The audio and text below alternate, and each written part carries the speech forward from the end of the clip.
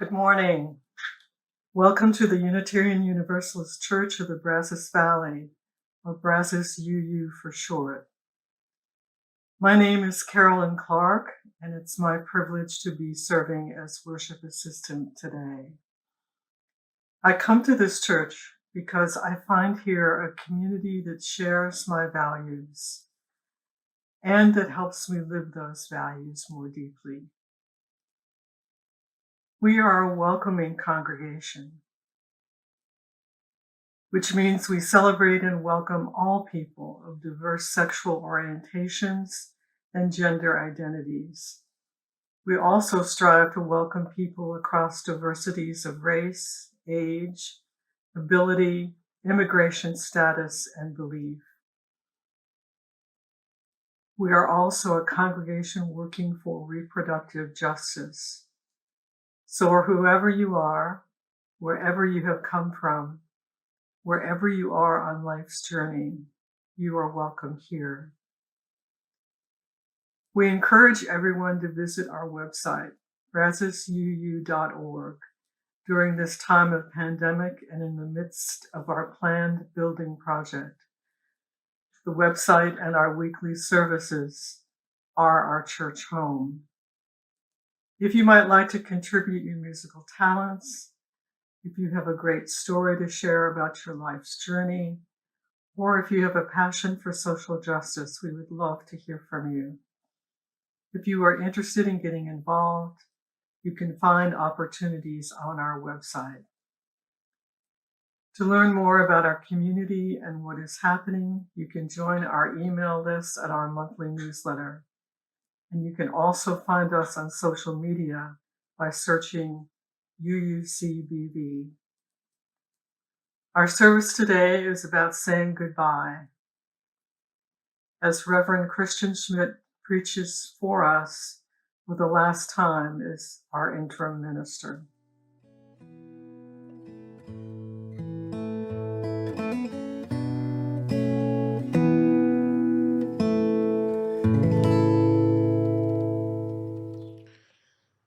Our call to worship this morning comes from the Reverend Kate Walker. She writes, "In between, liminal, that space where we wait.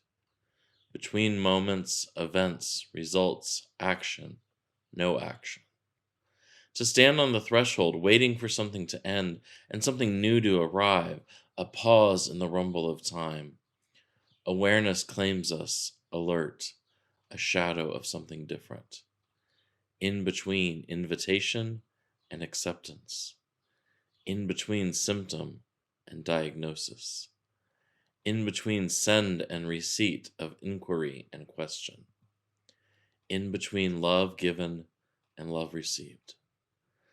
Liminality, a letting go, entering into confusion, ambiguity, and disorientation. A ritual begun, pause, look back at once was, look forward into what becomes. Identity sheds a layer, reaches into something uncomfortable to wear. In between lighting of the match and the kindling of the oil. In between choosing of text and the reading of words. In between voices and notes carried through the air into ears to hear. In between creation thrusts ever forward. Social hierarchies may disassemble and structures may fall. Communities may revolt or attempt trust. Tradition may falter or creativity crashes forward. Leaders may step down or take charge. The people may choose or refuse.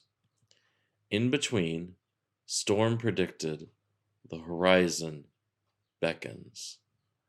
In between, theology of process reminds us to step back. In between, where minutiae and galaxies intermingle with microbes and mysteries.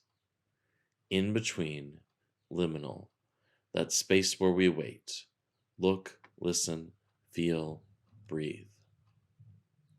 It is in this space that we worship. Come, let us worship.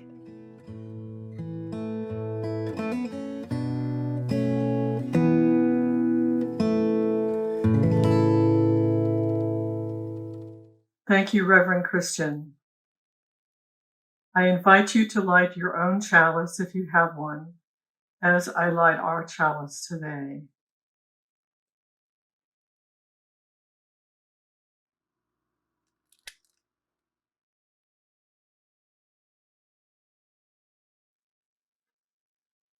Please say our chalice lighting words with me. We light the chalice, the symbol of our Unitarian Universalist faith, as a beacon of hope for all who seek justice, dignity, and compassion, and in celebration of the life of truth and meaning we share together.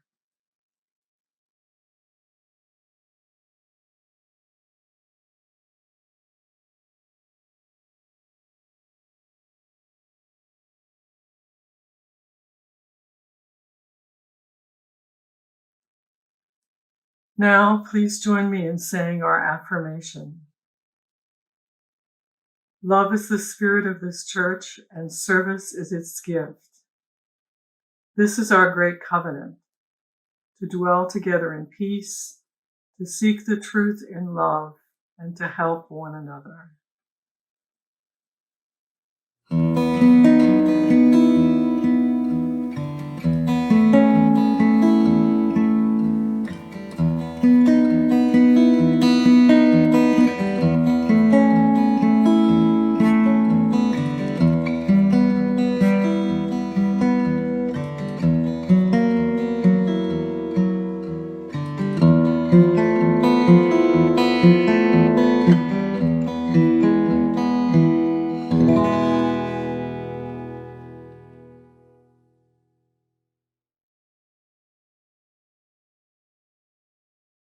Our song is hymn number 368, Now Let Us Sing, by an anonymous composer.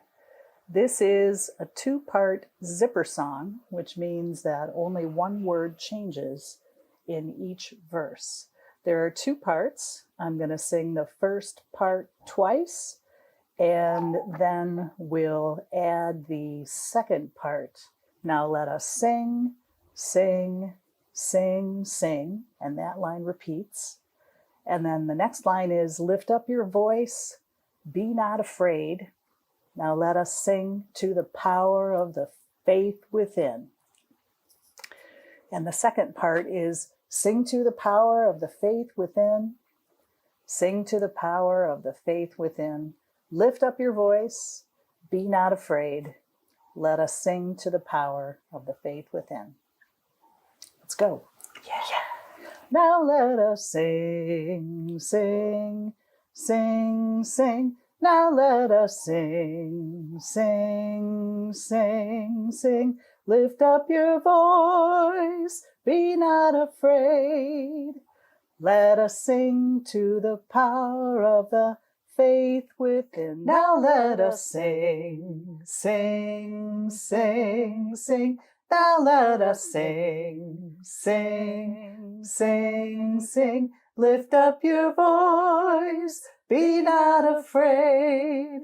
Let us sing to the power of the faith within. Now let us sing to the power of the hope within. Now let us sing to the power of the hope within. Lift up your voice, lift up your voice. Be not afraid, be not afraid. Let us sing to the power of the hope within. Now let us sing to the power of the love within. Now let us sing to the power of the love within. Lift up your voice, lift up your voice. Be not afraid, be not afraid. Now let us sing to the power of the love within. Now let us sing to the power of the joy within. Now let us sing to the power of the joy within. Lift up your voice, lift up your voice. Be not afraid, be not afraid. Let us sing to the power of the joy within.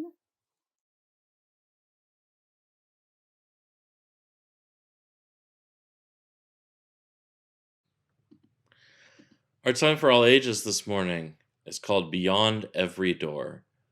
It's by the Reverend Molly Hausch Gordon. Who here knows the book The Lion, the Witch, and the Wardrobe? Perhaps you know a little bit about it, about the room in which Lucy Pevensey discovers Narnia. She looks for the perfect place to hide in a great mansion and opens up the door to a big wardrobe. And then she goes through the door and into the back of the wardrobe, and suddenly she's in a whole other world, a magical world with witches and fauns and talking beavers. Wouldn't it be cool if there were a magical world beyond every door? When Lucy opened that door to Narnia, it didn't look like anything special. It was just a boring door to a wardrobe full of clothes and coats. But across its threshold was magic. Lucy already had a foot in Narnia before she even realized just what was happening. Many of the thresholds in our lives are like this. We don't know when we're crossing into another world until we're already halfway there. The door of a church takes us down a pathway of growth we might never have expected. The door of the doctor's office suddenly opens out into life with a hard diagnosis. A restaurant door opens onto a first date and echoes forward into the relationship of a lifetime. A beloved person's door closes behind you and sends you out into the world heartbroken. The door to a library or a gym or a dance studio introduces you to a life's passion you might not have otherwise discovered. We cross these thresholds every day of our lives, for good or for ill, in joy, in sorrow, in bittersweet truth. Truly, even our own front door is a great threshold, no matter how familiar the worlds within and without may be. Perhaps never more so than in this time of pandemic. Given our lives' reality of constant change, every day we open the same old door again, only to step out into a world that is different from the way it was the day before.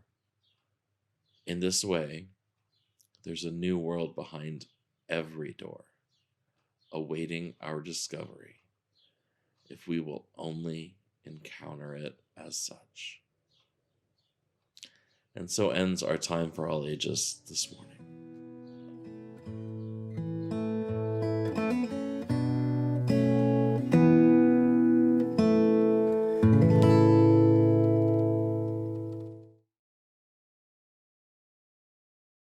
Our prayer this morning is written by Kenneth Longer. It's called A Prayer for These Times.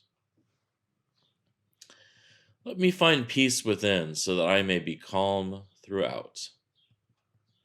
Let me find silence within so that I may find compassion throughout. Let me be reminded that some things are worth waiting for. Let me be reminded that the journey is more important than reaching the destination. Let me see that the non-doing is as much a part of life as the doing. Let me be reminded that it is in these moments of holding on that I can find quietude and renewal. It is within these times of inaction that I can find rest. It is in these times of emptiness that I can become full. And so I invite you to join me in a time of silent reflection.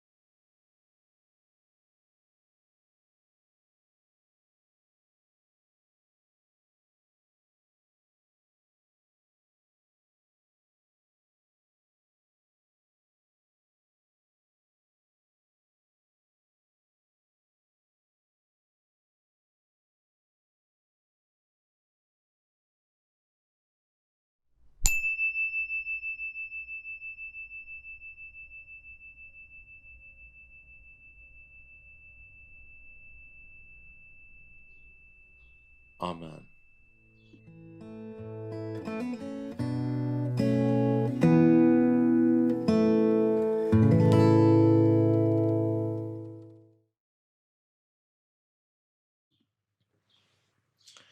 As we do each week, we take a time to share our joys and concerns, sorrows and milestones, so that they may be held together by all of us.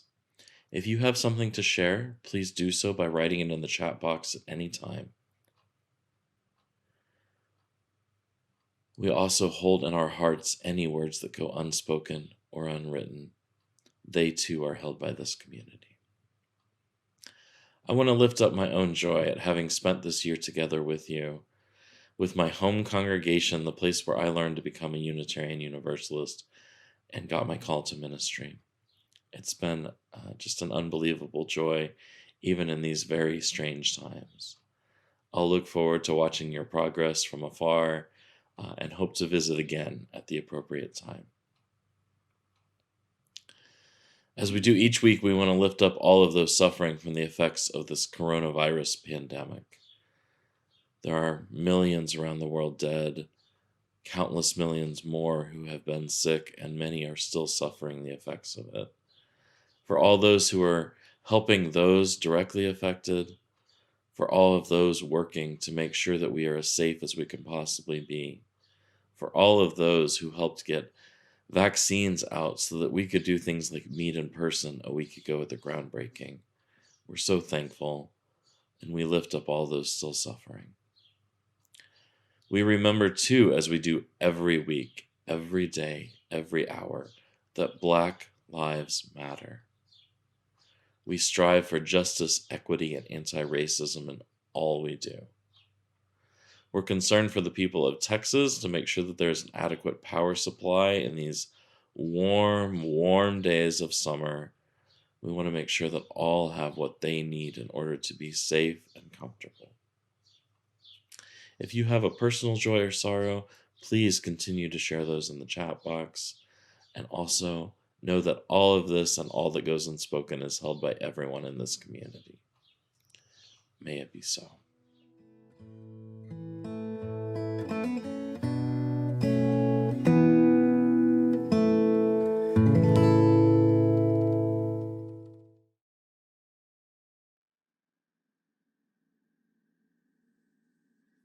Our reading today is from The Art of Possibility by Rosamund Stone Zander and Benjamin Zander.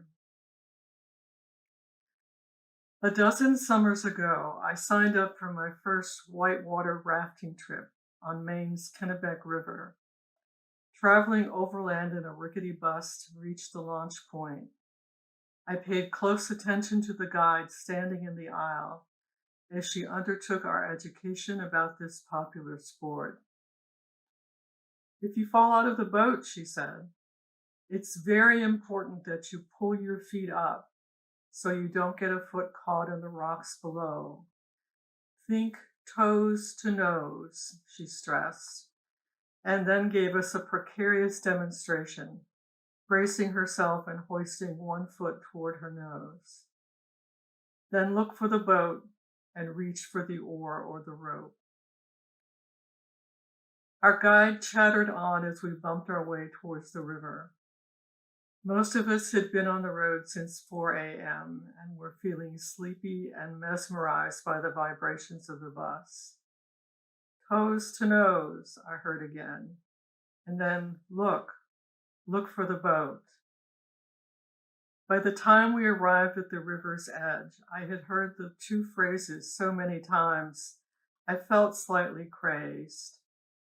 We put on our wetsuits, gathered our equipment, and stood in a circle for our final instructions. If you fall out of the boat, what do you say to yourself? Toes to nose and look for the boat, we chimed. Surging into the only Class 5 rapids of the journey, I vanished into a wall of water that rose up at the stern of the craft as into a black hole. Rolling about underwater, there was no up and down, neither water nor air nor land. There had never been a boat. There was no anywhere. There was nothing at all. Toes to nose. The words emerged from a void. I pulled together into a ball. Air, sounds. Look for the boat. Did that come from my head or was somebody calling? The boat appeared and an oar. Reach for the oar. I did and found myself in a world, inside the boat, on the water, traveling down the Kennebec in a spew of foam. Since this experience, I have used the metaphor out of the boat with many people in different situations. It signifies more than being off track. It means you don't know where the track is anymore. Out of the boat could refer to something as simple as losing all memory of ever having been on an exercise program. Or it could refer to floundering in the wake of a management shakeup. When you are out of the boat, you cannot think your way back in. You have no point of reference. You must call on something that has been established in advance, a catchphrase like toes to nose.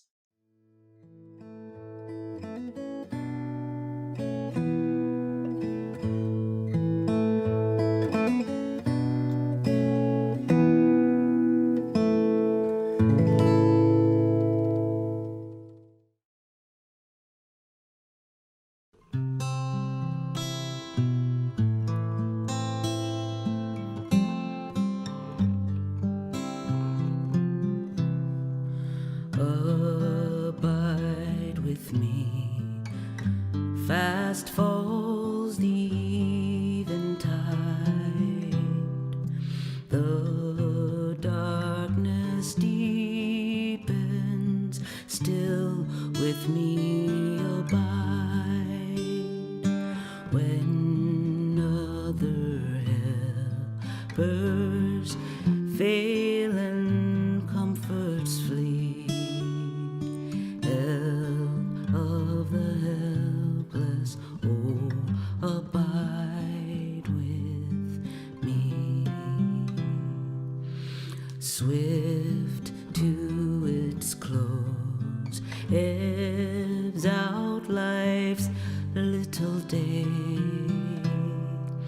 Earth's joys grow dim, its glories pass away. Change and decay in all around I see. O thou who changes not, abide with me. We need each other every passing hour. Channels of grace and life affirming power. Faithful companions, share this path with me. Through all our fears and hopes, abide with me.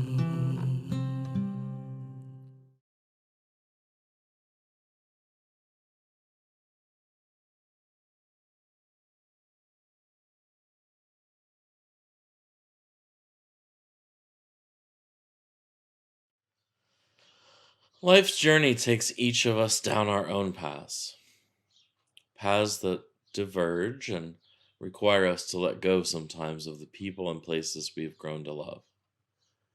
This is one of those times for me and for this church. Today is my last day in the virtual pulpit here at Brazos UU, though I'll be around for 10 more days, including at next week's service, in which we join the UUA General Assembly for worship together with thousands of Unitarian Universalists. I'll be on vacation in July. It has been an honor and a privilege to get to know all of you of all ages. It has been a joy to serve with the staff here, and a huge blessing to serve alongside leaders like Gay Webb, Pam Johnson, all the board members, and so many others who have been in leadership during my year here. It's been fulfilling to serve here with all of you, and it is difficult to say goodbye to people I've come to know and care about so deeply. Though, of course, I'll never be fully gone. I'm a member of this congregation, so even though I'll be afar and taking some time apart, I'll be watching and eager to see when I can visit again, perhaps to see the new building at some point. But saying goodbye now is hard, and it's harder because we can't do all of the things we usually do to say goodbye. I did get to see many of you in person last week, and that was very, very important. I'm glad we got the chance to be together last week at the groundbreaking ceremony. To use the metaphor from our reading, this pandemic has thrown us all out of the boat in more ways than one, and we're just now struggling to get back in. We can't think our way back in. We're going to call on something long established. Toes to nose might not work in this specific case, but ancient wisdom about life and living might. Dr. Ira Bayek is kind of an expert in how to say goodbye. He's a palliative care advocate and has written books about how to say goodbye well, especially when someone is dying. His teachings aren't really anything new, but he has a way of simplifying the things that we all know are important in all kinds of leave taking. Dr. Bayek says that there are 4 things that we need to say. They are, please forgive me, I forgive you, thank you, and I love you. So when this congregation hired me, it was to provide you with ministry during this interim time, to help craft a mission and vision, to work together as we move towards a building project now underway, and the many other things that ministers do, provide pastoral care, preach, certainly. I've done my best to serve you in these ways, but I know I've fallen short sometimes, especially in this pandemic year when my time and energy were often pulled in so many directions. I'm sure I've disappointed, perhaps even angered some of you. At times, I've allowed my anxiety or pride to overcome my call to comfort and pastor. I've not always been my best self every moment of this ministry. And so for the ways I may have hurt you or let you down, please forgive me. There have been times when some of you have disappointed me or when you've hurt one another. I've asked for you to hold one another accountable to our covenant, what we ask of all of us. And we've not always done that. At times, that has made all of our work harder. So for the ways that I might have been disappointed, I forgive you.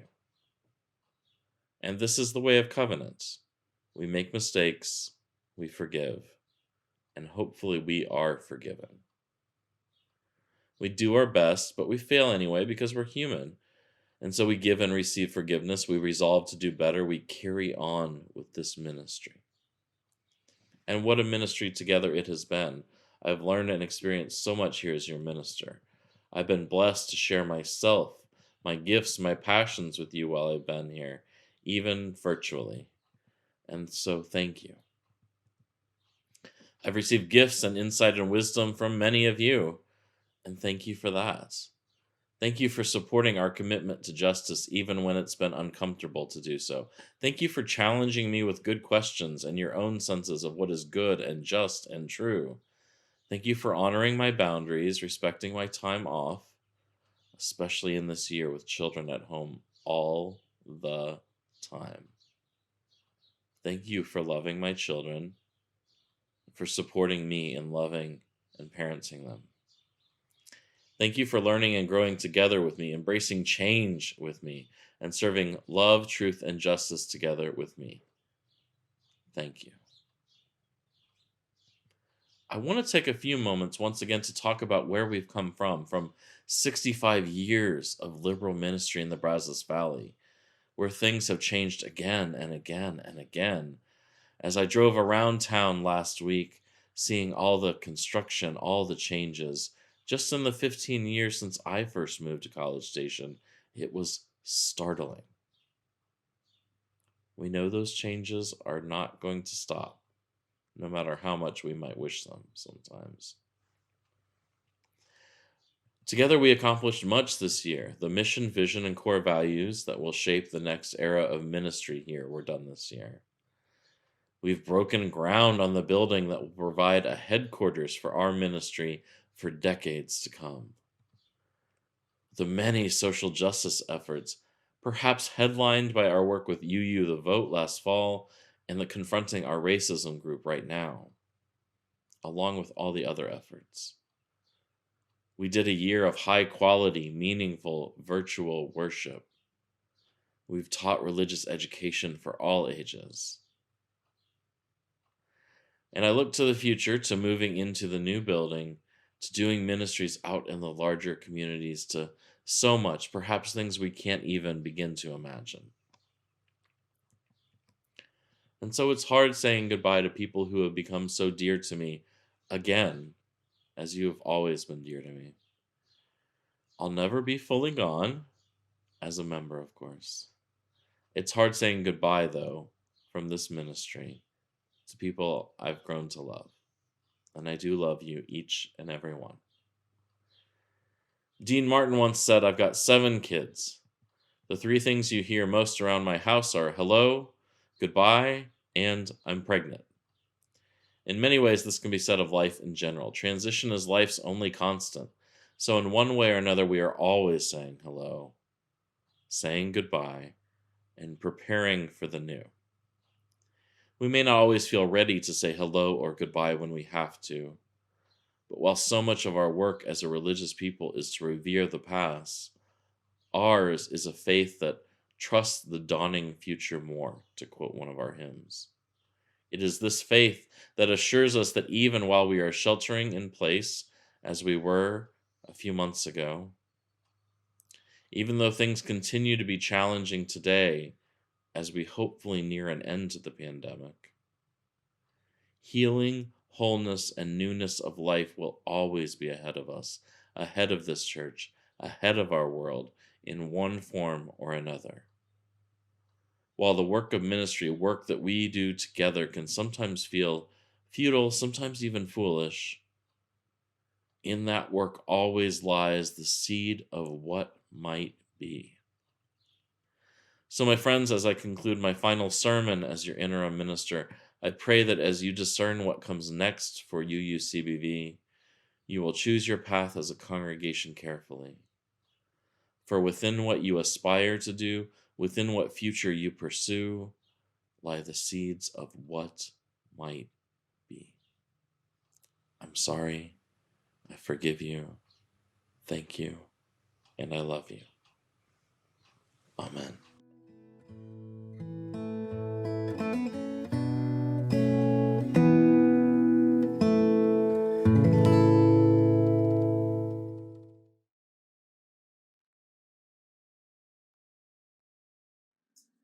If we were having worship service in person, this is the time when we would pass the basket.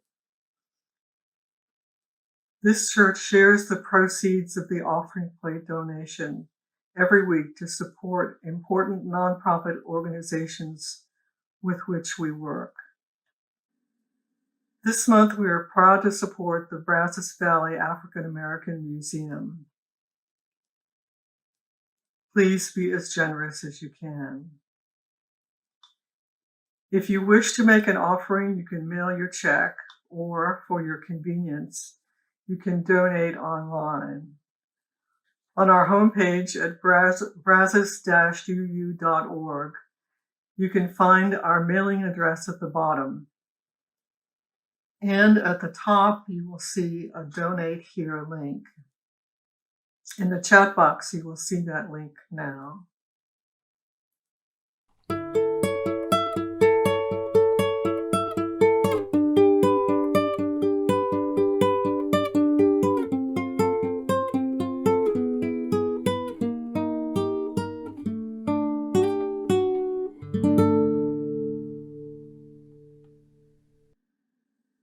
May each of us look into our hearts.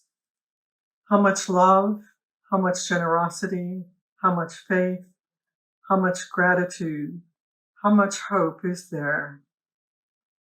We give thanks for these gifts we have given, for those we receive, and we give thanks for each other.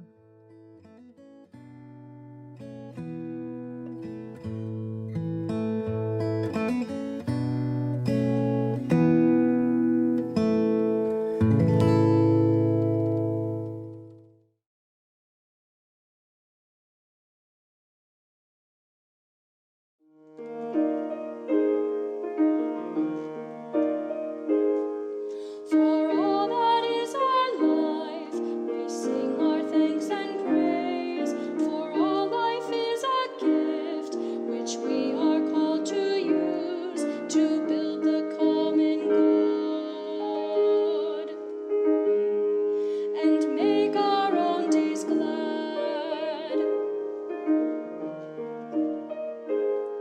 For needs which others serve, for services we give, for work and its rewards, for hours of rest and love, we come with praise and thanks. For all that is our life, for sorrow we must bear, for failures, pain, and loss, for each new thing we learn, for fearful hours that pass, we come with praise and thanks. For all that is our life, for all that is our life, we sing our thanks and praise. For all life is a gift, which we are called to use to build the common good and make our own days glad.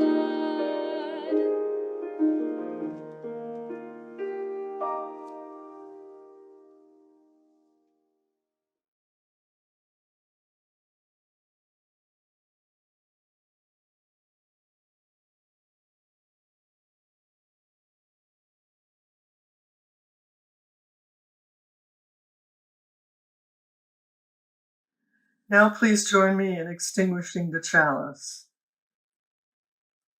We extinguish this flame, but not the light of truth, the warmth of community, or the fire of commitment. These we carry in our hearts until we gather together again.